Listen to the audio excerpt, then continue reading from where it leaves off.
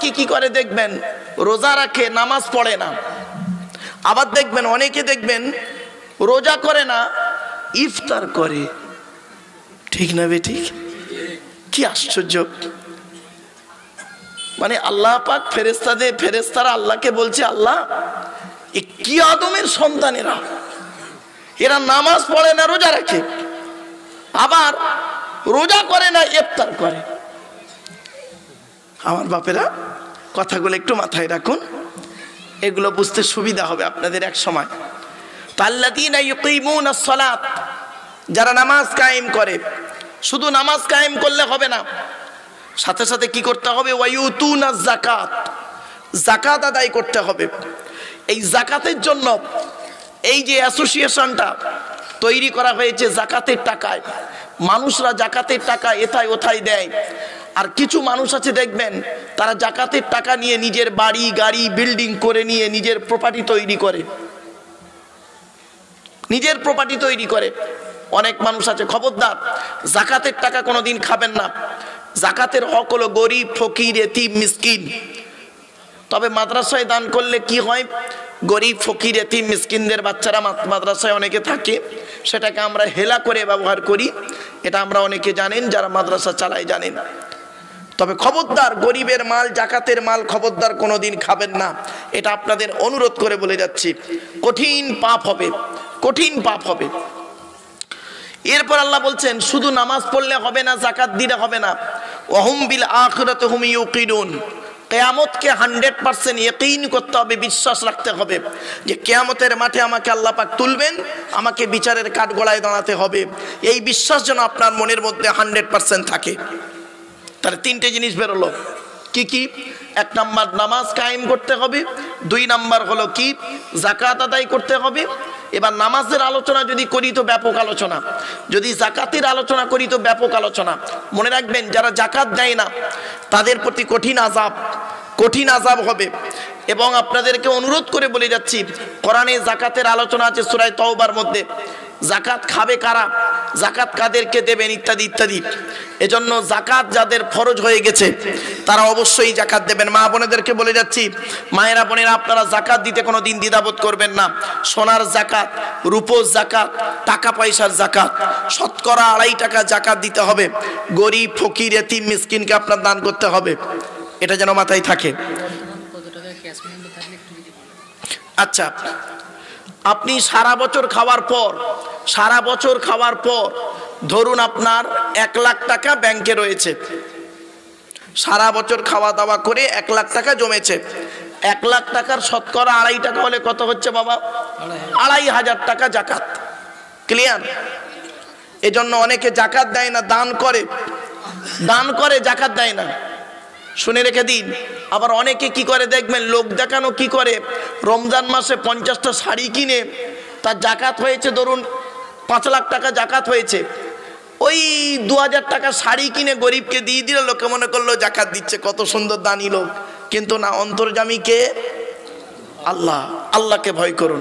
আসছে আয়াত, আল্লাহ পাক বলছেন, এতগুলো কথা বলার পরে আল্লাহ বলছেন উলাইকা আলা হুদাম মির রাব্বিহিম, ওই সমস্ত মানুষ তারা তাদের রবের কথার উপরে, পথের উপরে তারা রয়েছে।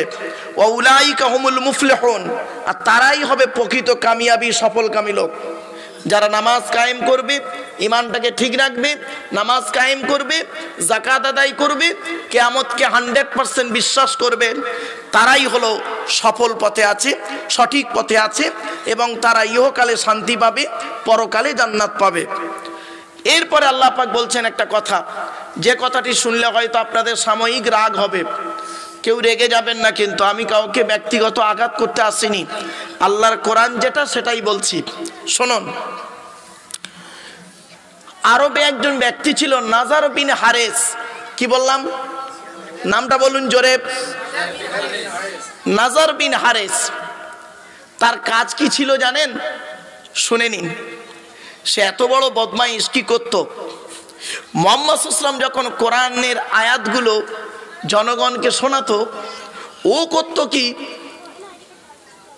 ওই নাজার বিন হারেস করত কি, ওই মিশরীয় কিছু উপন্যাস, গল্প, কৌতুক, ড্রামা, সেইগুলো এনে জনগণকে বলতো, আর বলতো ও মোহাম্মদের ওই কথার থেকে আমার এই কথাটা খুব ভালো। সে এই কাজগুলো করে করে বেড়াতো। একে বলে লাহওয়াল হাদিস। এই লাহওয়াল হাদিসের ব্যাখ্যা হলো গান বাজনা, আপনার কি বলবো, বিভিন্ন জিনিস, যে জিনিসগুলোর পাল্লায় পড়লে মানুষ খারাপ পথের দিকে যাবে, ওইগুলো সব লাহওয়াল হাদিস। এখানে যদি আপনাদের এই কোরআনের তাফসীর না দিয়ে যদি গান বাজনা দেওয়া হতো, তখন নারী পুরুষ এক জায়গায় হতো, দেখতেন সামান্য কিছুকে কেন্দ্র করে মারামারি, ফাটাফাটি, মদ, জুয়া, লটারি নিয়ে একদম বিচ্ছিরি ব্যাপার হয়ে যেত। লাহওয়াল হাদিস, এই লাহওয়াল হাদিসের ব্যাখ্যা অনেক বড়। তো সংক্ষেপে বলছি, গান বাজনা ইত্যাদি ইত্যাদি এসব হলো লাহওয়াল হাদিস। এগুলো মানুষকে কি করে? ধ্বংসের পথ দেখায়, মানুষকে কোনোদিন ভালো পথ দেখায় না। তাই আল্লাহ বলছেন,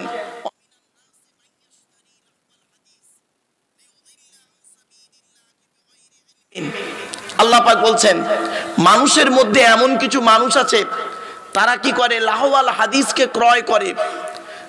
বেকার কথা, যে কথার কোনো মূল্য নেই, যে কথা শুনলে মানুষ খারাপ পথে যাবে, যে আওয়াজ শুনলে মানুষ নোংরা পথে যাবে, সেই জিনিসগুলোকে এনে কি করে? মানুষের মধ্যে বিভ্রান্তি তৈরি করে।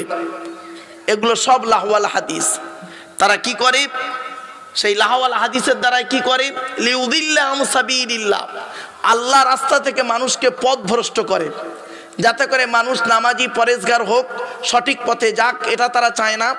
তারা চায় কি? তারা এই নোংরা পথে মানুষকে মাতিয়ে রাখতে ভালোবাসে।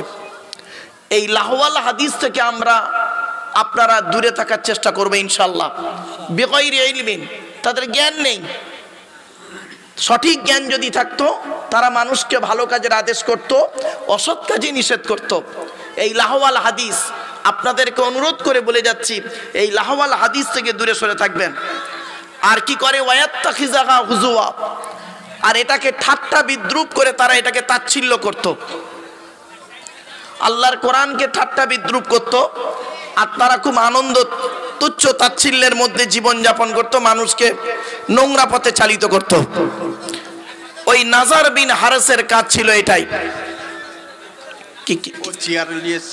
আচ্ছা আচ্ছা বাবা, প্রচুর লোকের সমাগম, আবার চেয়ার নতুন করে নিয়ে আসতে হয়েছে। কোরআনের তাফসীর চলে।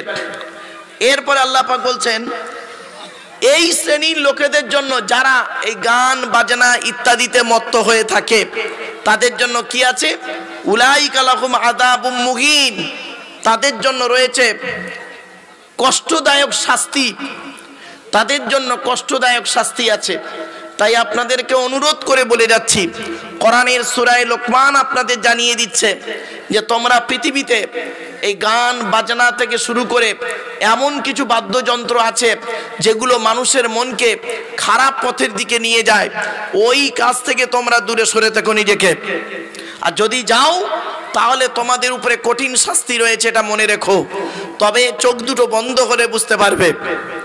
এরপরে আল্লাহ বলছেন, ওয়াইযা তুতলা আলাইহি আয়াতুনা, যখন আমার আয়াত তার কাছে তেলাওয়াত করা হতো,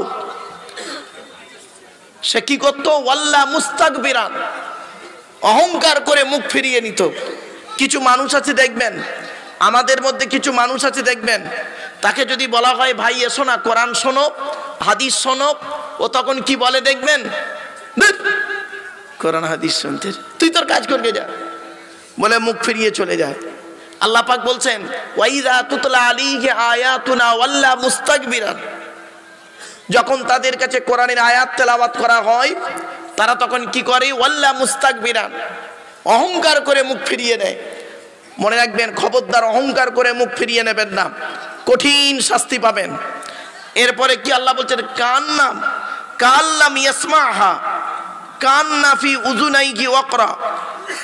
আল্লাহ পাক বলছেন তারা তো এগুলো শোনেই না, বরং তাদের কানগুলো আল্লাহ পাক বধির করে দিয়েছে। এজন্য আপনাদেরকে বলছি, কোরআনের আয়াত শুনুন, সঠিকভাবে শুনুন। আল্লাহ রাব্বুল আলামিন জানিয়ে দিচ্ছে তাদের কানগুলোকে আল্লাহ পাক বধির করে দিয়েছে। ফাবাশশিরহুম বিআযাবিন আলীম, আল্লাহ বলছে তাদের জন্য রয়েছে কঠিন আযাবের সুসংবাদ। আযাব কোনোদিন সুসংবাদ হয় না, এটা তাচ্ছিল্যর নজরে বলা হয়েছে। ফাবাশশিরু বিআযাবিন আলীম, তাদের জন্য রয়েছে কঠিন আযাব। এরপরে আল্লাহ বলছেন যারা ভালো কাজ করবে, ঈমান আনবে, তাদের অবস্থা কি? ইন্নাল্লাযীনা আমানু ওয়া আমিলুস সলিহাত, যারা 100% ঈমান আনবে আর ভালো কাজ করবে, ভালো কাজ করবে, আল্লাহ পাক বলছে লাহুম জান্নাতুন নাঈম, তাদের জন্য 8টা জান্নাতের একটা জান্নাত, তার নাম হলো নাঈম। তাদের জন্য আল্লাহ রাব্বুল আলামিন জান্নাতুন নাঈম নির্ধারিত করে রেখেছেন। জোরে বলুন সুবহানাল্লাহ। এরপরে আল্লাহ বলছেন সেখানে কতদিন থাকবে? খালিদিনা ফিহা, তারা সেই জান্নাতুন নাঈমের মধ্যে থাকবে, ভালো জায়গায় থাকবে। ওয়াদাল্লাহি হাক্কা, আল্লাহর ওয়াদাটা হলো সত্য। মনে রাখবেন, আমরা মানুষের সঙ্গে ওয়াদা করি, ওয়াদা খেলাপ করে ফেলি বিভিন্ন দিক, বিভিন্ন কারণ, বিভিন্ন সময়ে, অবস্থার পরিপ্রেক্ষিতে। কিন্তু আল্লাহ ওয়াদা খেলাপ করেন না।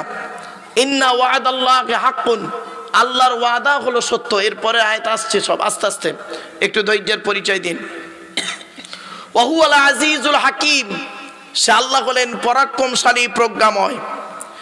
এরপরে আল্লাহ পাক বলছেন খালাকাস সামাওয়াতি বিগাইরি আমাদিন তারাউনাহা, আল্লাহ পাক বলছেন আসমানগুলিকে আমি আল্লাহ তৈরি করেছি বিগাইরি আমাদিন, আমাদুন মানে খুঁটি। আল্লাহ বলছেন আমি তোমরা আসমানের দিকে লক্ষ্য করে দেখো, বিনা খুঁটিতে আমি আসমান তৈরি করেছি। জোরে বলুন সুবহানাল্লাহ। তোমরা যেটাকে দেখো আসমানগুলোকে, বিনা খুঁটিতে আমি আল্লাহ তৈরি করেছি। আর কি করেছি? শুধু আসমান করেছি না, ওয়ালকা ফিল আরদি রাওয়াসিয়া, আর আমি পৃথিবীতে কি করেছি? জমিনের মধ্যে পাহাড়গুলোকে তৈরি করেছি, খাড়া করে দিয়েছি। আনতামিদা বিকুম, যাতে করে সে টলে না যায়, পৃথিবীটা টলে না যায়, সেজন্য আমি পাহাড় দিয়ে তাকে সেটে দিয়েছি। ওয়াবাসসা ফিহা মিন কুল্লি দাব্বা, আর সেই পৃথিবীর জমিনে চতুষ্পদ জন্তু আমি ছড়িয়ে দিয়েছি। চিন্তা করতে পারেন? এখানে বসে ভাবুন, চতুষ্পদ জন্তুকে আল্লাহ পাক পৃথিবীতে ছড়িয়ে দিয়েছেন। ওয়াবাসসা ফিহা মিন কুল্লি দাব্বা, চতুষ্পদ জন্তু। কোরআনে আছে পৃথিবীতে আল্লাহ পাক বলছেন কিছু প্রাণী আছে 2 পায়ে চলে, কিছু প্রাণী আছে 4 পায়ে চলে, কিছু প্রাণী আছে বুক দিয়ে চলে। ঠিক না বে ঠিক? তো এতগুলো প্রাণীকে আমি আল্লাহ পৃথিবীতে ছড়িয়ে দিয়েছি। এই প্রাণী জগতের শ্রেষ্ঠ হলো মানব জাতি। মানুষকে সৃষ্টি করেছি কিভাবে? ছোট্ট একটা উদাহরণ দিচ্ছি। মায়ের পেটের ভিতরে বাচ্চা যখন তৈরি হয়, বাপের 4টে অঙ্গ। বাপের কটা? জোরে বলুন। 4টে। মায়ের 4টে অঙ্গ। মায়ের কটা? কটা হলো? 8টা। আল্লাহ নিজে দেয় 5টা। কটা হলো? এই 13টা জিনিস দিয়ে আল্লাহ পাক মায়ের পেটের ভিতরে বাচ্চাকে তৈরি করে। আজকের বাড়িতে গিয়ে টেস্ট করে দেখবেন আপনার জন্ম দেওয়া বাচ্চা কিনা। আপনার দেহের মধ্যে আপনার বাচ্চার 4টে জিনিস মিলবে 100%। এরপরে আল্লাহ বলছে মায়ের পেটের ভিতরে আমি তৈরি করলাম কিভাবে? তোমাকে তৈরি করলাম বাপ আর মায়ের মিলনের মাধ্যমে। ওই পানিটাকে আমি আল্লাহ সুরক্ষিত জায়গায় রাখলাম, সংক্ষেপে বলছি, সুরক্ষিত জায়গায় রাখলাম। তারপরে করলাম কি? ওই পানিটার 40 দিন পরে রক্তপিণ্ড করলাম, তার 40 দিন পরে মাংসপিণ্ড করেছি, তার 40 দিন পরে হাড় তৈরি করেছি, হাড়ে আর মাংসই সুন্দর করে লাগিয়ে দিয়েছি, মায়ের পেটের ভিতরে সুন্দর একটা আকৃতি দান করেছি। এরপরে বলছে আল্লাহ তোমার দেহের ভিতরে, মায়ের পেটের ভিতরে যখন তোমার দেহকে তৈরি করি, 4টে গুরুত্বপূর্ণ অর্গান দিয়েছি। কটা? 4টে গুরুত্বপূর্ণ অর্গান আমাদের দেহের মধ্যে আছে, খুব গুরুত্বপূর্ণ অর্গান। কি কি? 1 নম্বর আল্লাহ বলছেন ব্রেন। আল্লাহ বলছে তোর ব্রেনটা খুব গুরুত্বপূর্ণ জিনিস দিয়েছি, ব্রেনটাকে ঠিক রাখবি, অযথা টেনশন করে মাথা গরম করবি না, তাহলে তোর বিপদের শেষ থাকবে না। 1 নম্বর ব্রেনটাকে আমি তোকে সুরক্ষিত জায়গায় রেখেছি। 2 নম্বর হার্ট। কি বললাম? হার্ট। 3 নম্বর লিভার। কি বললাম? ম্যাক্সিমাম লোকের ফ্যাটি লিভার হয়, লিভারে চর্বি জমে ম্যাক্সিমাম লোকের। আমার সৃষ্টিকর্তা আল্লাহ পাক ভালোই জানেন যে পৃথিবীতে যত হালাল প্রাণীর মাংস পৃথিবীতে যত মানুষ খাবে ওর ফ্যাটি লিভার হবে আল্লাহ জানেন। কিন্তু আল্লাহ পাক করলেন কি, বিকল্প ওই লিভারে চর্বি কমানোর জন্য বিকল্প কিছু খাবার আল্লাহ পৃথিবীতে তৈরি করে দিলেন। ছোট্ট একটা উদাহরণ দিচ্ছি, দেখুন লিভারে চর্বি জমে কেন, বহু কারণে আছে, মেডিকেল সায়েন্স বলছে। আমি সেদিন ডাক্তারদের সঙ্গে আলোচনা করছিলাম চিত্তরঞ্জন হসপিটালে বেশ কিছু সার্জনের সঙ্গে, বলছে স্যার লিভারে চর্বি জমে অনেক কারণ। তা আমি বললাম বলুন কয়েকটা কারণ। তা বলছে স্যার 1 নম্বর কারণ হচ্ছে রেড মিট বেশি খেলে, রেড মিট বেশি মানে লাল মাংস বেশি খেলে। 2 নম্বর আরেকটা কি বলছে লিভারে চর্বি জমার আরেকটা কারণ হচ্ছে তৈলাক্ত খাবার বেশি খেলে, তেল জাতীয় খাবার। তো বিকল্প কি আছে বলুন? বলছে সৃষ্টিকর্তা বিকল্প 2টো খাবার তৈরি করে পাঠিয়েছেন, 1 নম্বর পেঁপে, 2 নম্বর পাতি লেবু। জোরে বলুন সুবহানাল্লাহ। কি আশ্চর্য, ভাবতে পেরেছেন? এরপরে সৃষ্টিকর্তা বলছেন তো দেহের মধ্যে আমি আরেকটা গুরুত্বপূর্ণ অর্গান দিয়েছি, সেই অর্গানটির নাম হলো কিডনি। কি বললাম? কিডনি। মুহাম্মদ সাল্লাল্লাহু আলাইহি সাল্লাম তিনি বলেছেন তোমরা বেশি বেশি করে পানি পান করো। কি? পানি পান করো। পানি কেন পান করবো বেশি করে? মেডিকেল সায়েন্স গবেষণা করে দেখলো যে মানুষ যত বেশি পানি পান করবে তার কিডনিটা পরিষ্কার থাকবে। সারাদিনে 24 ঘন্টার ভিতরে তাকে 3 থেকে 6 লিটার পানি পান করতে হবে। আমরা সারাদিনে কত লিটার পানি পান করি? খুব মেরে কেটে 3 গ্লাস। সকালে খাবার পরে 1 গ্লাস, দুপুরে খাবার পরে 1 গ্লাস, আর রাতে খাবার পরে 1 গ্লাস। বাকি সারাদিন চা, তেরেঙ্গা, খৈনি, গুটকা। ঠিক না বে ঠিক? খারাপ সেন্স নেবেন না। চলুন এরপরে সৃষ্টিকর্তা বলছে তো দেহের মধ্যে আমি 9টা ছিদ্র দিয়েছি। কটা? 9টা ছিদ্র দিয়েছি। আমাদের দেহের মধ্যে 9টা ছিদ্র আছে, 2 চোখ, 2 নাক, 2 কান, 1টা গাল, সামনে পেছনে, এই 9টা ছিদ্র। এই 9টা ছিদ্রের যে কোনো একটা ছিদ্র দিয়ে আমি সৃষ্টিকর্তা তোর আত্মা বের করে নিই। আশ্চর্য। আচ্ছা বাপেরা, কোনো মানুষকে মরতে দেখেছেন আপনারা? বলুন না। মরে গেছে দেখেছেন তা নয়, বা মরার আগে নয়, মরছে লোকটা দেখেছেন? শুনে নিন, যদি দেখে থাকেন মিলিয়ে নিন। কত মানুষ দেখবেন মারা গেছে পেশাব ফিরে ফেলেছে, কত মানুষ মারা যায় পায়খানা ফিরে ফেলে, কত মানুষ মারা গেছে দেখবেন চোখটা চেয়ে আছে, বড় করে চোখটা চেয়ে আছে। কত মানুষ মারা গেছে দেখবেন গালটা হাঁ করে আছে। কত মানুষ মারা গেছে দেখবেন হাতটা বেঁকে আছে, হাতটা খিঁচে আছে। কত মানুষ মারা গেছে দেখবেন দেখলে মনে হবে মানুষটা ঘুমিয়ে আছে। যারা 100% আল্লাহকে বিশ্বাস করে, যারা নবীদেরকে 100% বিশ্বাস করে, পৃথিবীতে ভালো ভালো কাজগুলো করে যায়, তাদের মৃত্যুটা আল্লাহ পাক ফেরেশতার মাধ্যমে এমন ভাবে বের করে নেয়, আত্মা বের করে, ও বান্দা নিজেই বুঝতে পারে না। জোরে বলুন। এবার আপনারাই এখানে বসে ঠিক করুন আপনারা মৃত্যুটা কেমন হতে চান। যদি ভালো মৃত্যু হতে চান তাহলে কিছুক্ষণ বসুন, কিছু সাজেশন আমি আপনাদেরকে দেব, ইনশাআল্লাহ বাড়িতে গিয়ে ভাববেন। চলুন এরপরে সৃষ্টিকর্তা বলছেন তো দেহের মধ্যে 3টে জিনিস আলাদা। কটা? আচ্ছা আমি একজন পুরুষ তো নাকি?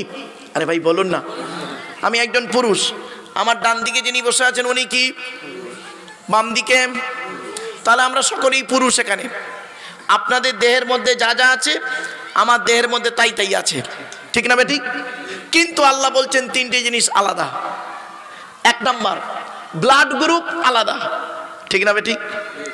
ব্লাড গ্রুপ আলাদা। এই জন্য বলি আমি ব্লাড গ্রুপে ব্লাড ডোনেশন ক্যাম্পের কথা কেন বলি। ব্লাডের 4টে গ্রুপ, এ বি, এবি আর ও, প্রত্যেকটার -+। মনে রাখবেন একটা হিন্দু রক্তের ভিতরে 3টে জিনিস পাওয়া যায়, লোহিত কণিকা, শ্বেত কণিকা, অনুচক্রিকা, as a same no difference. একটা মুসলমানের রক্তের ভিতরে এই 3টেই পাওয়া যায়। কিসের হিন্দু কিসের মুসলিম মারামারি করেন, খবরদার নয়। মনে রাখবেন আমাদের আসার রাস্তা একটা, যাওয়ার রাস্তা অনেকটা, গন্তব্যস্থলটা আলাদা। আসার রাস্তা একটা মানে আমরা প্রত্যেকেই বাপের পৃষ্ঠ হতে মায়ের পেটে থেকে পৃথিবীর মুখ দেখেছি। আসার রাস্তা আমাদের কটা? জোরে বলুন। একটা। যাওয়ার রাস্তা অনেকটা, কেউ গলায় দড়ি দিয়ে, কেউ অ্যাক্সিডেন্টে, কেউ বিষ খেয়ে, আপনার কেউ স্ট্রোক করে, কেউ বিভিন্ন কারণে মারা গেল। গন্তব্যস্থলটা আবার আলাদা। কেউ যায় শ্মশানে, কেউ যায় কবরে, কেউ যায় গর্তে। সৃষ্টিকর্তার আরাধনা উপাসনার পদ্ধতিটা আমাদের আলাদা হতে পারে। মানুষজীবী প্রত্যেকেই আমরা আদমের সন্তান, ঠিক না ঠিক? চলুন, 1 নাম্বার ব্লাড গ্রুপ আলাদা। 2 নাম্বার কি আলাদা বলতে পারেন? শুনে নিন, কোরআনের এই আয়াতকে নিয়ে গবেষণা করছে সারা ওয়ার্ল্ডে, গবেষণা বৈজ্ঞানিকরা গবেষণা করে ইসলামের কালেমা পড়ে মুসলমান হলো। কি কি? কোরআনে আল্লাহ পাক বলছেন আলাম নাজআল লাহু আইনাইনি, আলাম নাজআল লাহু আইনাইনি, এর বাংলা মানে হচ্ছে আল্লাহ বলছেন আমি কি তোদের দুটো চোখ তৈরি করি নাই? বৈজ্ঞানিকরা কোরআনের এই আয়াতটুকু নিয়ে গবেষণা শুরু করলো। গোটা বডিটাই তো আল্লাহ তৈরি করেছে, তার মাঝখান থেকে আবার চোখের কথা পার্সোনাল ভাবে আল্লাহ কেন বললেন? গবেষণা শুরু কর। গবেষণা করে দেখছে, বাপরে বাপ, অবাক হয়ে গেল। যারাই গবেষণা করলো তারাই বের করে ফেললো। শুনে নিন, আপনারা আধার কার্ড করার সময় অফিসাররা আপনাদেরকে বলেছিল কি? খেয়াল করে দেখুন তো, বাবু চোখটা বড় করে চান তো, বলেছিল? কেন? কারণটা কি? 1500 বছর আগে এই কোরআনে আল্লাহ বলে দিয়েছেন। বৈজ্ঞানিকরা কোরআনের ওই আয়াতকে নিয়ে গবেষণা করে দেখলো যে পৃথিবীর জমিনে যত মানুষ পৃথিবীতে এসেছে, আসছে, আসবে, কারো চোখের রেটিনার সঙ্গে কারো চোখের রেটিনার মিল নেই। জোরে বলুন সুবহানাল্লাহ। খুনিকে আইডেন্টিফাই করা হয় চোখের রেটিনা দেখে। জানেন কি? খুনিকে আইডেন্টিফাই করা হয় যখন তার ফিঙ্গারপ্রিন্ট ম্যাচ করে না। ফিঙ্গারপ্রিন্ট ম্যাচ করে না। শুনে রেখে দিন। তাহলে 2 নাম্বার হলো চোখ আলাদা, 3 নাম্বার ফিঙ্গারপ্রিন্ট আলাদা। এ কোরআনই আছে, এ কোরআনই আছে। এই জন্য কোরআন এমন এক কিতাব, সেজন্য আপনাদেরকে অনুরোধ করে বলছে আপনারা কোরআন কিনে গবেষণা করুন। তাফসিরুল কোরআনের মাহফিলে এসেছেন, এখান থেকে কিছু শিখে যান, জেনে যান, বুঝে যান, প্র্যাকটিক্যাল করে যান, দেখবেন ইহকাল শান্তি, পরকালে জান্নাত। চলুন, তাই আল্লাহ বলছেন ওয়াবাসসা ফীকা মিন কুল্লি দাব্বা, চতুষ্পদ জন্তুকে আমি ছড়িয়ে দিয়েছি পৃথিবীর জমিনে। আর কি করেছি? ওয়া আনজালনা মিনাস সামাই মাআন, আকাশ থেকে পানি বর্ষণ করেছি। আর কি করেছি? ফাআমবাতনা ফীহা মিন কুল্লি যাওজিন কারীম, আল্লাহ পাক বলছেন সেই পানির মাধ্যমে পৃথিবীর জমিন থেকে আমি বিভিন্ন বিভিন্ন জোড়া জোড়া জোড়া জোড়া, প্রত্যেকটা জোড়া জোড়া কি করেছি? উদ্ভিদ তৈরি করেছি, জোড়া জোড়া প্রাণী তৈরি করেছি। জোরে বলুন সুবহানাল্লাহ। ভাবতে পেরেছেন? ভাববেন বাড়ি থেকে। এরপরেই আসছে আয়াতগুলো। আচ্ছা, আমি টেনে টেনে বলছি না বলে প্রবলেম হচ্ছে না? হ্যাঁ হ্যাঁ বলবো বাবা, দাঁড়াও, শরীরটা অসুস্থ তো, একটু মালটা গরম হয়ে যাক, টেনে টুনে দিচ্ছি বাবা, চিন্তা নেই। কারণ অনেকের ধারণা হলো টান না দিলে ভালো লাগছে না। ওরে বাবা, হ্যাঁ চলো। এরপর আল্লাহ পাক বলছেন হাযা খালকুল্লাহি ফারুনি, আল্লাহ নিজেই বলছে এ সৃষ্টি একমাত্র আল্লাহর তরফ থেকে, আল্লাহর সৃষ্টি। এগুলো কে সৃষ্টি করেছে? আল্লাহ। আল্লাহ বলছেন ফারুনি, তোমরা আমাকে দেখাও। আল্লাহ বলছে পৃথিবীর মানুষকে তোমরা আমাকে দেখাও। ফারুনি মাজা খালাকাল্লাযীনা মিন দুনিহি, আল্লাহ ছাড়া অন্য কে সৃষ্টি করেছে একবার দেখাও তো দেখি। পারবেন না, জীবনে পৃথিবীতে পারবেন না। মানুষের তৈরি আল্লাহর তৈরির পার্থক্য কি জানেন? মানুষ যখন কোনো জিনিস তৈরি করে, ডাইস দেখে তৈরি করে, নমুনা দেখে তৈরি করে, এক্সাম্পল দেখে তৈরি করে। আর আল্লাহ যখন কোনো জিনিস তৈরি করে খালি বলে কুন হয়ে যা, ফায়াকুন হয়ে যায়। কোনটা আগে কোনটা পরে কারোর বলার ক্ষমতা নাই। জোরে বলুন সুবহানাল্লাহ। কিন্তু জালিম যারা অত্যাচারী মানুষ, যারা কোরআনকে অস্বীকার করে, মানে না, তারা প্রকাশ্য গোমরার মধ্যে পড়ে আছে, প্রকাশ্য গোমরার মধ্যে পড়ে আছে। এরপরে আসছে এই সূরাটির নাম কি বললাম? জোরে বলুন। লোকমান। লোকমানটা কে? তার আলোচনা। এই লোকমান হাকিমকে নিয়ে আজ 1 বছর ধরে গবেষণা করে পেয়েছি, সিদ্ধান্তে এসে দুটো জিনিস দাঁড়িয়েছে। কেউ বলেছেন লোকমান একজন নবী ছিলেন, কেউ বলেছেন লোকমান একজন ওলি ছিলেন, কেউ বলেছেন লোকমান একজন বাদশা ছিলেন। দাসী ছিল, দাস ছিল, পরবর্তীতে বাদশা হয়েছে। বিভিন্ন তাফসীরকারকদের বিভিন্ন মত। তো আপনাদেরকে সংক্ষেপে বলে দিচ্ছি, লোকমান হাকিম একজন আল্লাহর ওলি ছিলেন, এবং সৎ মানুষ ছিলেন, ন্যায়পরায়ণ ব্যক্তি ছিলেন। মানুষদেরকে ভালো কাজের আদেশ করতেন, অসৎ কাজে নিষেধ করতেন। তার দেখতে কেমন ছিল যেটুক পাওয়া গেছে, বেটে মতো লোক, কালো মতো বেটে মতো লোক ছিলেন। এবং আল্লাহ তার এত অগাধ জ্ঞান দান করেছিলেন, তিনি তার কথা আল্লাহ পাক কোরআনে দিয়ে দিয়েছেন। একটা তার জ্ঞানের ছোট্ট একটা উদাহরণ দিচ্ছি। উনি একজনের গোলাম ছিলেন, গোলাম মানে দাস, দাস চাকর, বুঝতে পারছেন তো। মালিক ওনাকে বলেছেন যে পৃথিবীর দুটো ভালো জিনিস কেটে আনো তো, ভালো জিনিস নিয়ে এসো। উনি করেছেন কি, একটা বকরির জিব আর কলিজা কেটে নিয়ে গেছে। কি কি কি জিব আর কলিজা কেটে নিয়ে গেছেন, হয়ে গেল। বলে এই দুটো ভালো জিনিস তোমার মতে? লোকমান হাকিম বলছে, হ্যাঁ মালিক, এই দুটো জিনিস আমার মতে খুব ভালো জিনিস, জিব আর কলিজা। বেশ কিছুদিন পর মালিক আবার প্রশ্ন করছে, পৃথিবীতে দুটো খারাপ জিনিস নিয়ে এসো তো। শুনে নিন, এই বাচ্চা, চুপ, শুনে যান। এসব এসব ওয়াজ নয়, এই যে টেনে টেনে একটা কেসা কাহিনী বলার জায়গা নয়, এটা খুব ভাইটাল আলোচনা এটা। প্রথমে উনি কি আনলেন? ভালো জিনিস বলতে, মালিক ভালো জিনিস আনতে বলতে উনি কি আনলেন? জিব আর কলিজা। কিছুদিন পরে ওই মালিকই বলছে পৃথিবীর দুটো খারাপ জিনিস নিয়ে এসো তো। উনি আবার সেই জিব আর কলিজা নিয়ে গেলেন। মালিক তো অবাক। আচ্ছা, আমি তোমাকে বললাম ভালো জিনিস আনতে, তুমি জিব আর কলিজা আনলে বকরির, আর খারাপ জিনিস আনতে সেই জিব আর কলিজা আনলে কেন? তখন উনি ব্যাখ্যা করে বলছেন, এই জীব যে এত কঠিন জিনিস, এই জীব যে এত কঠিন জিনিস, কল্পনার বাইরে। জীব দিয়ে মানুষ কি করে? জাহান্নাম কিনে আনে, জান্নাত ফেলে দেয়, আবার জান্নাত কিনে আনে, জাহান্নাম ফেলে দেয়, ঠিক না বেঠিক? এই জীবই মানুষকে হারাম খাবার খাওয়ায়, আবার এই জীবই মানুষকে হালাল খাবার খাওয়ায়। এই জীবই মানুষকে খারাপ কথা শেখায়, এই জীবই মানুষকে ভালো কথা শেখায়। এই জন্য আপনি বলেছেন দুটো ভালো জিনিস, কলিজা। বলছে মানব দেহের মধ্যে কালো, ফর্সা, লম্বা, পেটে, নারী পুরুষের কোনো পার্থক্য নেই। মানব দেহের মধ্যে গুরুত্বপূর্ণ জিনিস হলো কলিজা, অন্তর, অন্তর হৃদয়। যদি অন্তরটা যদি তার পরিষ্কার থাকে তাহলে সে সঠিক মানুষ। আর অন্তরে যদি জিলিপির পেঁচ থাকে, ও যত বাইরে ধর্ম করুক বেকার মানুষ।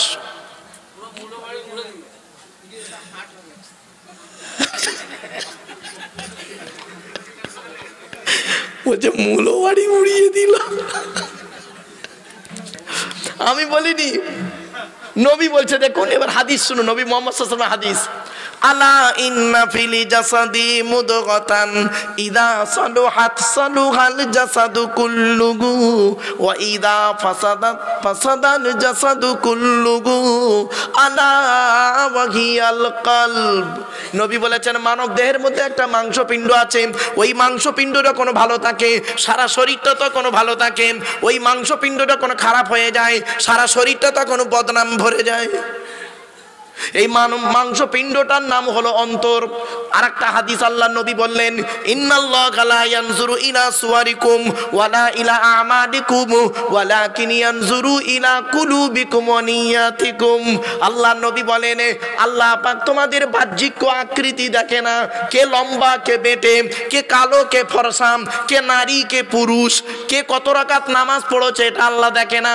ওয়ালা ইলা আমালিকুম, আল্লাহ পাক তোমাদের আমলগুলো দেখে না, কার জামা কত সুন্দর, কে গোল জামা পরেছ, চেরা জামা পরেছ, এই সামনে মারামারি করে সব, ঠিক না বেটি?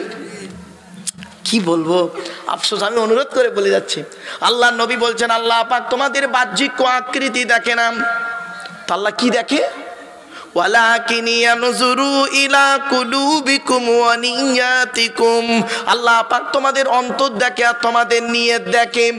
তোমার উদ্দেশ্যটা কি দেখে বাপেরা। এই জন্য এই সানশাইন অ্যাসোসিয়েশন কি করে, এদের নিয়তটা হলো কি জানেন, মানুষকে ভালো পরিষেবা দেওয়া, মানুষকে উপকার করা, মানুষের ক্ষতি করা নয়। এই জন্য কোরআনের তাফসীরটা এইখানে এদেরকে অনুরোধ করে বলেছিলাম 1994 সাল থেকে 2024 30 বছর জলসা জীবনের অভিজ্ঞতা। এই পশ্চিম বাংলার জমিনে 2 জায়গায় তাফসীরুল কোরআনের মাহফিল ছাড়া অন্য কোনো কিছুই হয় না। সেটা হলো, একটা হলো এই কোলাঘাট থানা, কোলাঘাট থানার পূর্ব মেদিনীপুর, পশ্চিমবঙ্গের ভারতবর্ষের পশ্চিমবঙ্গের জেলা রাজ্যের ভারতবর্ষের পশ্চিমবঙ্গ রাজ্যের পূর্ব মেদিনীপুর জেলার কোলাঘাট থানার অন্তর্গত মাড়বেড়িয়া গ্রামে তাফসীরুল কোরআনের মাহফিল হয়। আর একটা হলো উত্তর 24 পরগনা, ভারতবর্ষের পশ্চিমবঙ্গ রাজ্যের উত্তর 24 পরগনা জেলার মিনাখা থানার অন্তর্গত চৈতল বলে চৈতল ঘাটে তাফসীরুল কোরআনের মাহফিল হয়। অন্যান্য আলোচনারা করে না।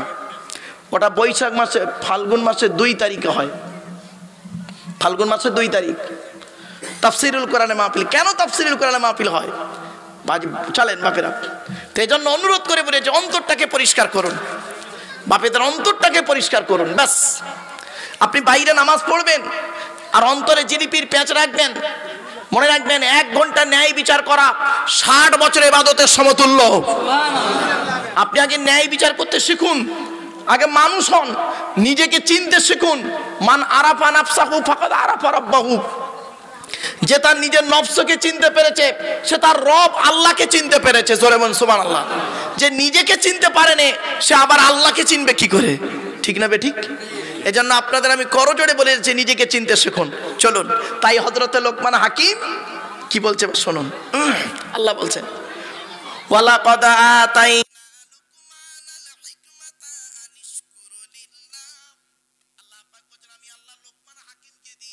নিয়ামত জ্ঞান দান করেছিলাম, হিকমত দান করেছি, জ্ঞান দান করেছিলাম। আনিশকুরু লিল্লাহ, যাতে করে লোকমান হাকিম আল্লাহর শুকরিয়া আদায় করে। ওমান ইয়াশকুরু ফাইন্নামা ইয়াশকুরু লিনাফসি, যে ব্যক্তি আল্লাহর শুকর আদায় করবে সে তার নফসের জন্য আল্লাহর কাছে শুকর আদায় করলো। জোরে বলুন। এই জন্য আল্লাহ এই আয়াতের তাফসীর অন্য আয়াত দিয়ে করা যায়, মানে আমিনা সলিহান ফালি নাফসিহি ওয়া মান আসা ফালাইহা। আল্লাহ বলছেন যে ব্যক্তি ভালো কাজ করবে সে তার নফসের জন্যই করলো, যে ব্যক্তি খারাপ কাজ করবে সে তার নফসের উপরেই বর্তাবে। ঠিক না বে ঠিক? আপনি ভালো কাজ করলে আপনার লাভ, আপনি খারাপ কাজ করলে আপনার ক্ষতি। আমার দায়িত্ব তাহলে কি এই জলসা দেওয়ার, তাফসীরুল কোরআনের মাহফিল দেওয়ার উদ্দেশ্য কি? মানুষকে খারাপ কাজ থেকে টেনে এনে ভালোর পথে আনা। ঠিক না বে ঠিক?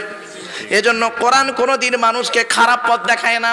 কিন্তু দুঃখের বিষয় কি জানেন, বড় আফসোস লাগে এই কোরআন পড়ে পৃথিবীর অমুসলমানরা মুসলমান হচ্ছে।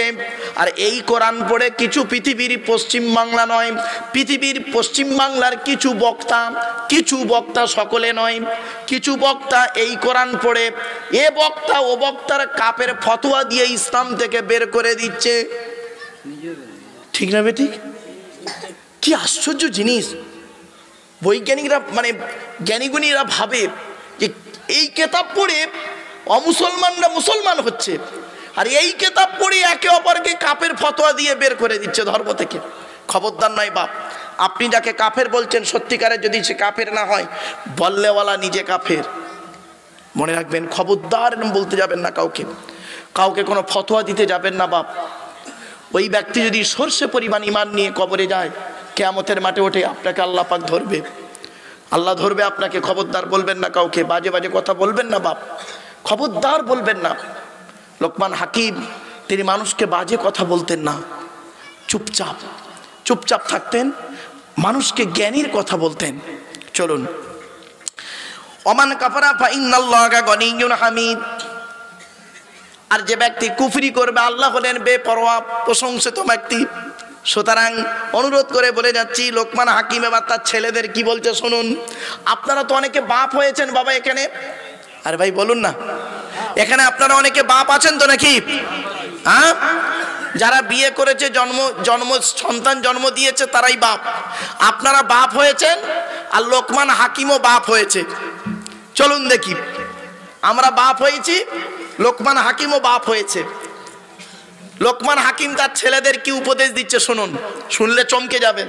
আর আমরা আমাদের ছেলেদের কি উপদেশ দিই।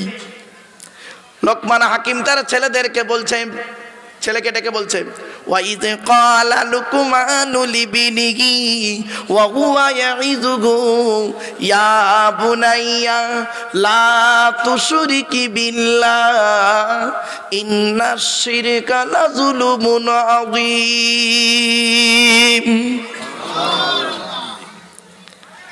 ওয়াইজ ক্বালা লুকমানু লিবনিহি, লোকমান তার ছেলেকে ডেকে বলছে, ইয়া বুনাইয়া। আচ্ছা, বুনাইয়া শব্দের অর্থটা কি বলে দিই শুনুন। ইবনুল মানে ছেলে। আমরা আদর করে বলি না ছেলেকে, কচি শোন, আদর করে ডাকে না? হ্যাঁ, এই আদর করে ডাকা হলো বুনাইয়া। লোকমান হাকিম তার ছেলেকে ডাকছে, ইয়া বুনাইয়া, হে আদরের সন্তান। ছেলেকে ডেকে বলছে, ওয়া হুয়া ইয়াইযুহু, তিনি তাকে উপদেশ দিচ্ছেন। কি উপদেশ দিচ্ছেন? লা তুশরিকি বিল্লাহ। এক নাম্বার কি? ইয়া বুনাইয়া, হে আমার সন্তান শোনো, লা তুশরিকি বিল্লাহ, আল্লাহর সঙ্গে কাউকে শরীক করবে না। অনুরোধ করে বলে যাচ্ছি, বাপ শিরককারী হলো গুনাহগার। আল্লাহ বলছেন, ইন্নাল্লাহা লা ইয়াগফিরু আন ইউশরাকা বিহি ওয়া ইয়াগফিরু মা দুনা যালিকা লিমান ইয়াশা। আল্লাহ বলছেন, অন্যের গুনাহ মাফ করলে করতে পারি, কিন্তু শিরককারীর গুনাহ আমি আল্লাহ মাফ করব না। খবরদার আল্লাহর সঙ্গে কাউকে শরীক করবেন না। আপনারা কেউ শরীক করেন নাকি? এখানে কেউ আল্লাহর সঙ্গে শরীক করে এমন ব্যক্তি আছেন? আছে?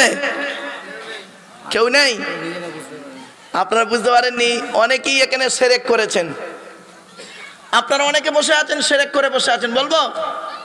শুনে নিন, আল্লাহর নবী বলেছেন, মানা হালাফা বিগাইরিল্লাহি ফাকাদ আশরাকা, যে ব্যক্তি আল্লাহ ছাড়া অন্যের নামে কসম করবে ও মুশরিক হয়ে যাবে। আমরা যখন কসম খাই কি করি দেখবেন, ছেলের কসম, মেয়ের কসম, বাপের কসম, এখন যুবকরা বলে ভালোবাসার কসম। ঠিক না ভাই? ঠিক। আর গরুর দালাল গুলো, হায় হায়, খবরদার নয় বাপ, কসম যখন করবেন আল্লাহর কসম করবেন, আল্লাহ ছাড়া অন্যের কসম করলে মুশরিক হয়ে যাবেন। অনুরোধ করে বলে যাচ্ছি, ইয়া বুনাইয়া লা তুশরিক বিল্লাহ।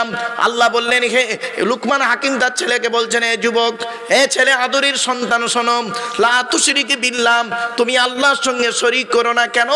ইন্নাশ শিরকা লাযুলুমুন আযীম, শিরক হলো সবথেকে বড় অত্যাচার, জুলুম।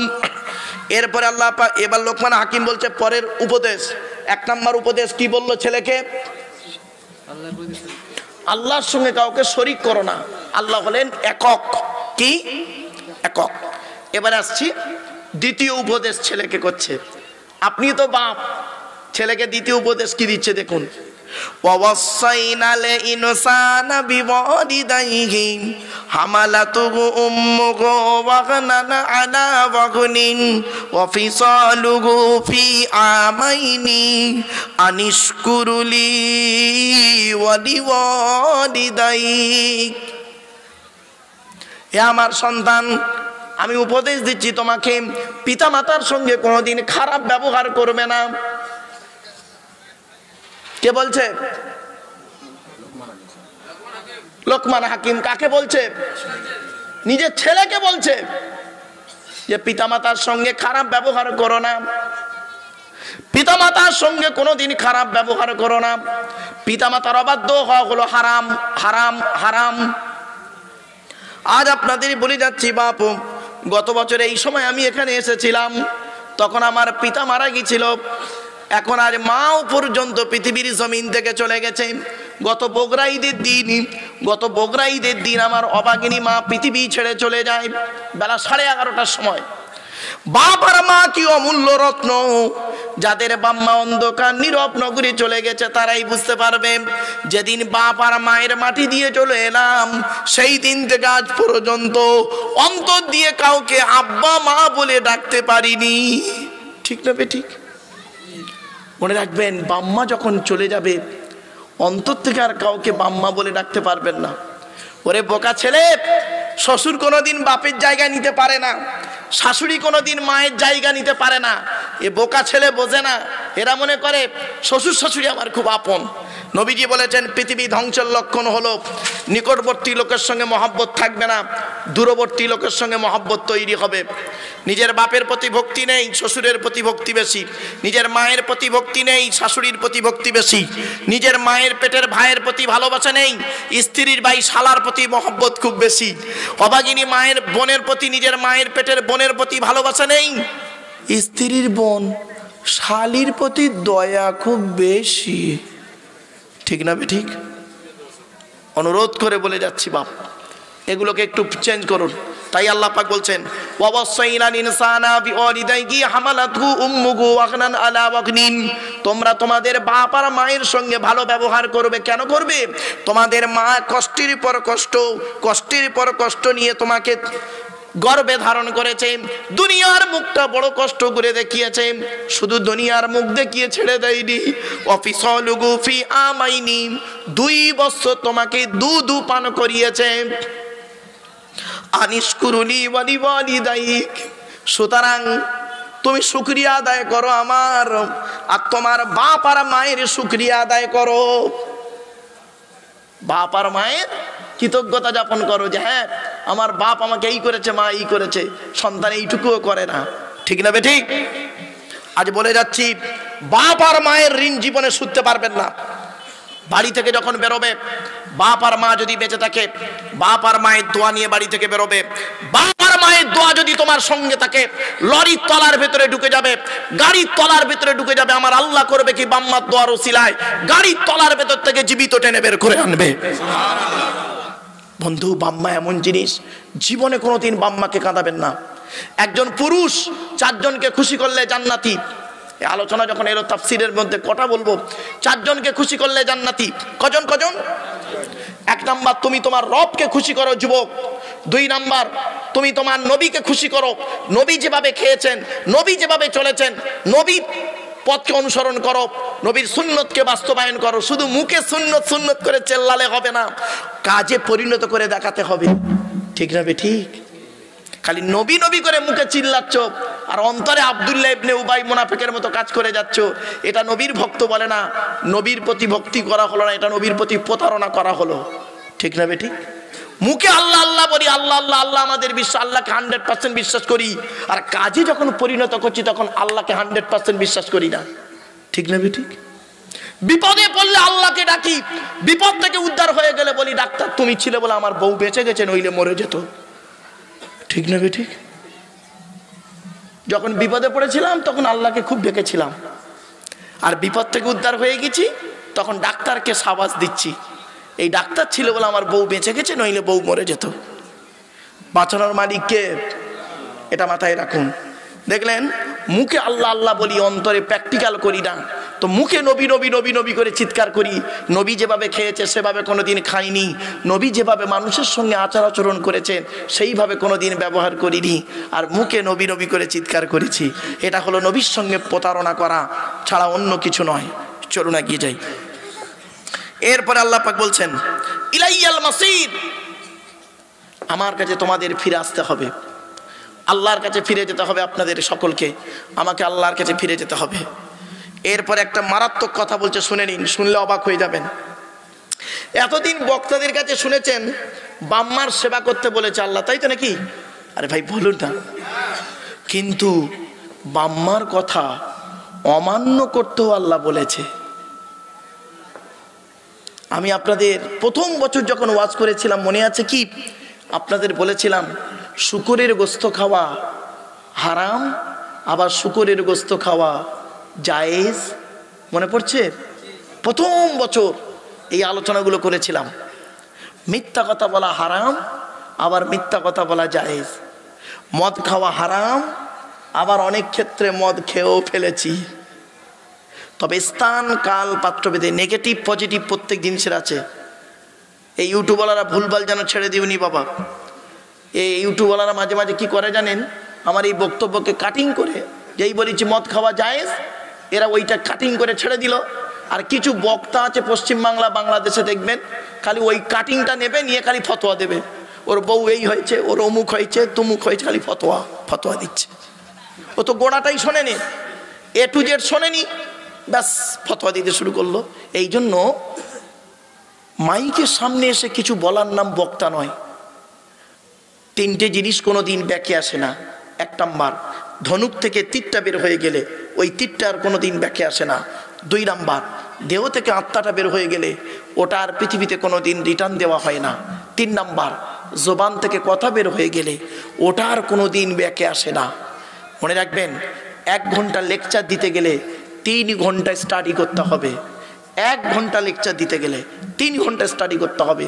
এই সূরা লোকমান গত বছর এখান থেকে যাওয়ার পর থেকে নিয়ে আজকের গাড়িতে আসা পর্যন্ত এই সূরা লোকমান যে কত বার যে পড়েছি, তফসির ব্যাখ্যা, কোন কোন তফসির কি বলেছে, এ কি বলেছে, ও কি বলেছে, সে কি বলেছে, কি কথা বললে এর বাজে নেগেটিভ ধারণা হবে না, মানুষের কমেন্ট করবে না উল্টো পাল্টা, খুব চিন্তা ভাবনা করে আলোচনা করতে হয় বাপ।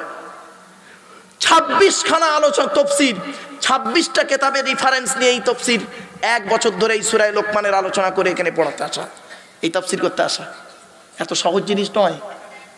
ওয়াজ বললে না, ওয়াজ বললে একটা কেসা কাহিনী ধরলে 2 ঘন্টা চলে যাবে, ঠিক না বেটি?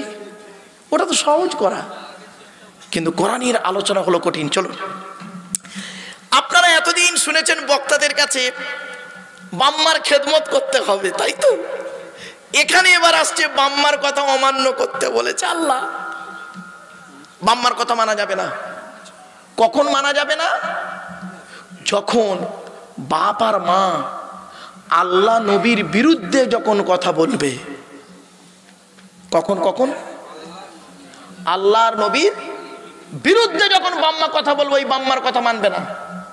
তবে বাম্মার সঙ্গে খারাপ ব্যবহার করা যাবে না। আবার বলছি ভালো করে, এই ভুলটা সংশোধন করে নিন। ভুল ব্যাখ্যা করবে না, ইউটিউবওয়ালারা বাবা উল্টো পাল্টা ছাড়বে না, ভালো করে বুঝে শুনে ছাড়বে। আল্লাহর কথা আল্লাহ বলেছেন বাম্মাকে মানতেই হবে, আবার আল্লাহ বলেছে বাম্মার কথা মানবি না। কখন মানবো না বাম্মার কথা? যখন বাপ আর মা আল্লাহ নবীর বিরুদ্ধে কথা বলবে, তখন বাম্মার কথা মানা যাবে না।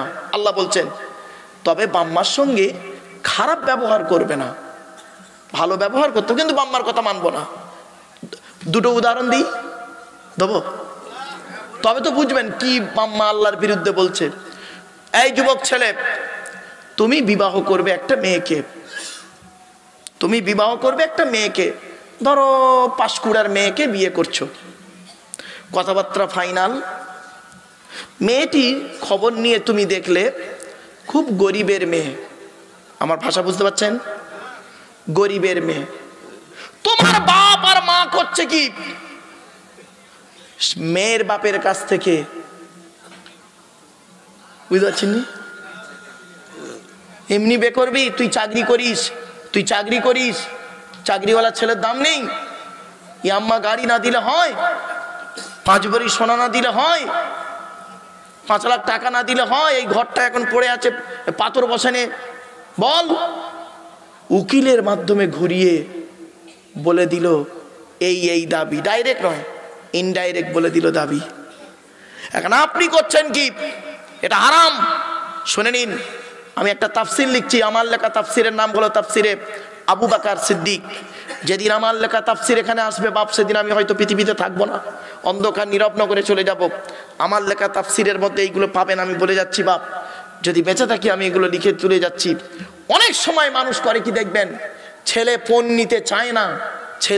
নিতে চায় না, বাপ আর মা প্রেসার দিয়ে জোর করিয়ে এই ছেলেকে বৌমার প্রতি অত্যাচার করায়। আরো যদি ছেলে বাপ আর মায়ের মতের বিরুদ্ধে বিয়ে করে, ধরুন ছেলের বয়স 25 বছর, ছেলে একটা মেয়েকে পছন্দ করেছে, এখনকার যুগ, বাপ আর মা ধরে রেখেছে ও শালির মেয়েকে বৌমা করবে, জাস্ট উদাহরণ। ব্যাস, ছেলে দেখাশোনা হচ্ছে ফাইনাল, ছেলে বলছে আমি এখন বিয়ে করব না। কি করে এড়ানো যায়? বিয়ে করব না। এবারে মা বলছে কেন রে বাবা বিয়ে করবি না? তা বলছে ওই অমুক জায়গায় একটা মেয়ে আছে, দেখো না ভালো মেয়ে, তো তোমরা উল্টো পাল্টা মেয়ে দেখছো কেন? তুমি মা, তুমি বাপ, তোমার এই জ্ঞানটা হলো না? ছেলে ওই মেয়েটার নামটা কেন বললো? নিশ্চয়ই ওর মধ্যে কিছু ব্যাপার আছে। তুমি সেটা না দেখে কি করলে?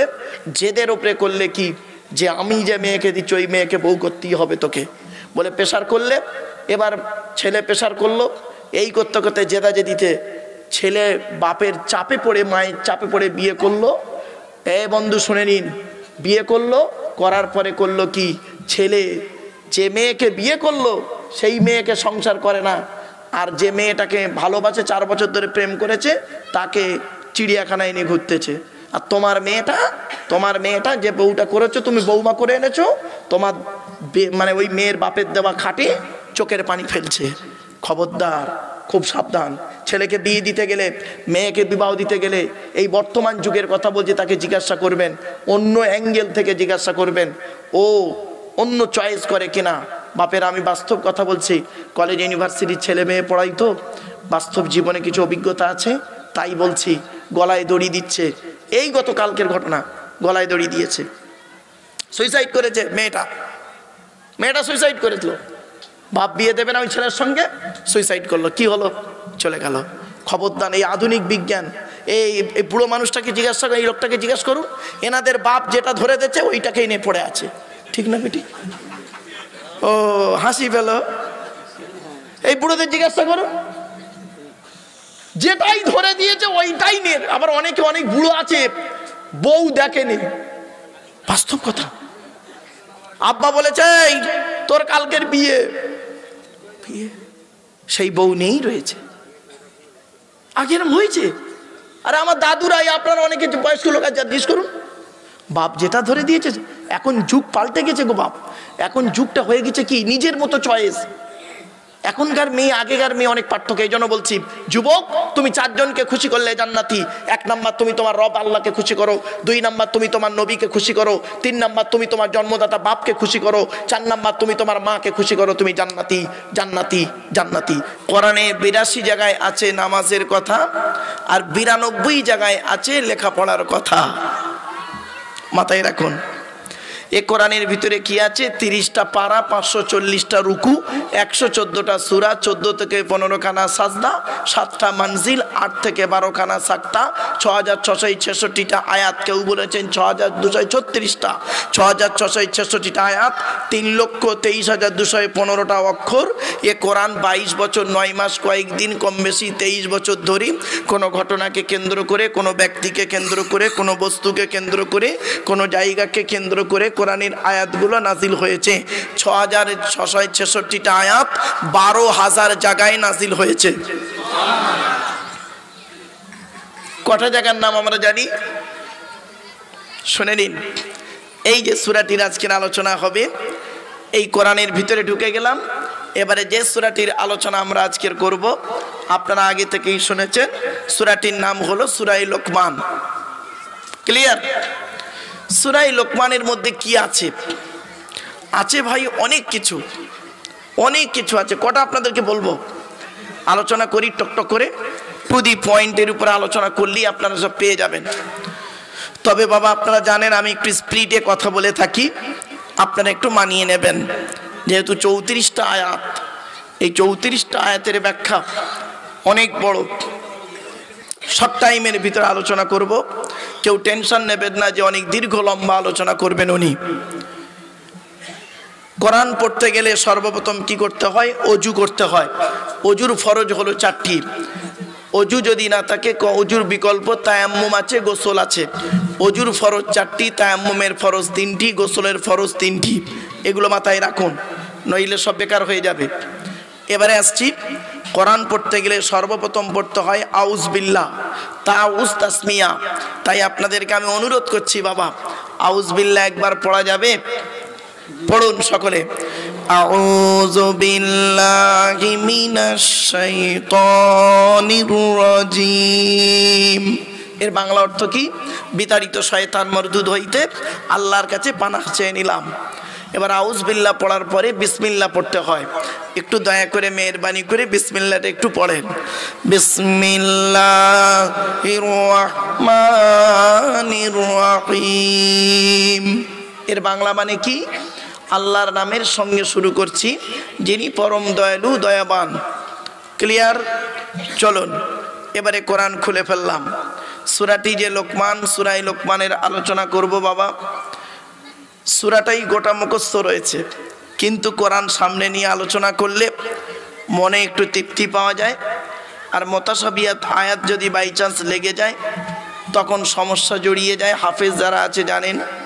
তো সেজন্য আমাকে মাঝে মাঝে করতে হয় কি, কোরআনকে সামনে রেখেই আলোচনা করতে হয়। চলুন, আল্লাহর কোরআন সামনে থাকলে মনের দিক থেকে একটু তৃপ্তি পাওয়া যায়। চেষ্টা করবেন তাফসিরুল কোরআনের মাহফিলে অজু অবস্থায় বসতে।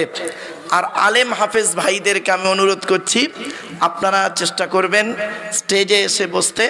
স্টেজে এখনও দু একটা চেয়ার ফাঁকা আছে। যারা কোরআনে হাফেজ আছেন, আলেম আছেন, আপনাদেরকে আমি অনুরোধ করছি।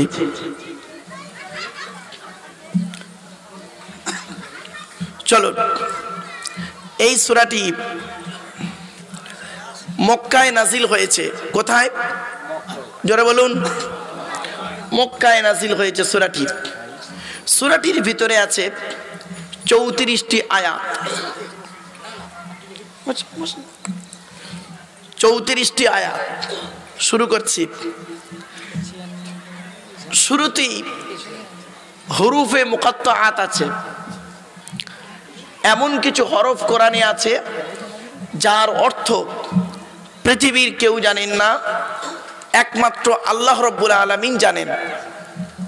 তবে মুফাসসিরগণেরা কোরআনের যারা ব্যাখ্যা করেছেন তারা তাদের মতো করে অনুমান করে অনেক কথা বলেছেন।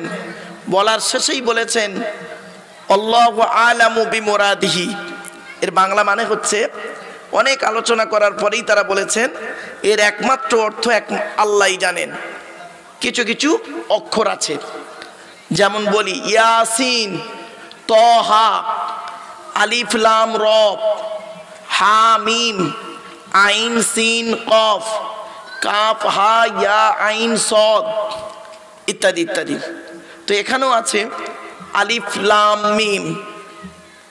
এর আলোচনা, এর অর্থ একমাত্র আল্লাহ ভালো জানেন। তবে অনেকে অনেক রকম মত দিয়েছেন।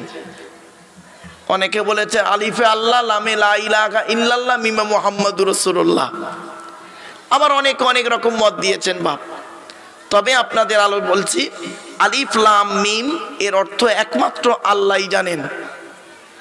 এর পরের আয়াতগুলোর মানে একটা একটা করে শুনুন। তিলকা আয়াতুল কিতাবিল হাকিম। এই আয়াত, এই যে আয়াতগুলো আসছে সূরা লোকমানের ভিতরে, এই কিতাবের আয়াতগুলো হচ্ছে একমাত্র আল্লাহর তরফ থেকে এসেছে। জোরে বলুন সুবহানাল্লাহ। এই আয়াত মানুষের কোনো কথা নয়, একমাত্র আহকামুল হাকিমিনের কথা। এরপরে বলছেন আল্লাহ রাব্বুল আলামিন হুদাম ওয়া রাহমাতুল লিল মুহসিনিন। এটা হলো হেদায়েত। এ কোরআন হলো মানুষের জন্য হেদায়েত। এ কোরআনকে নিয়ে যারা গবেষণা করবে তারাই উন্নতির চরম শিখরে পৌঁছাবে। আগেই বলেছি, এটা হলো রহমত, দয়া স্বরূপ আল্লাহ পাক পাঠিয়েছেন। কাদের জন্য? লিল মুহসিনিন, সৎ কর্মপরায়ণকারীদের জন্য। সৎ কর্মপরায়ণ মুহসিনিন।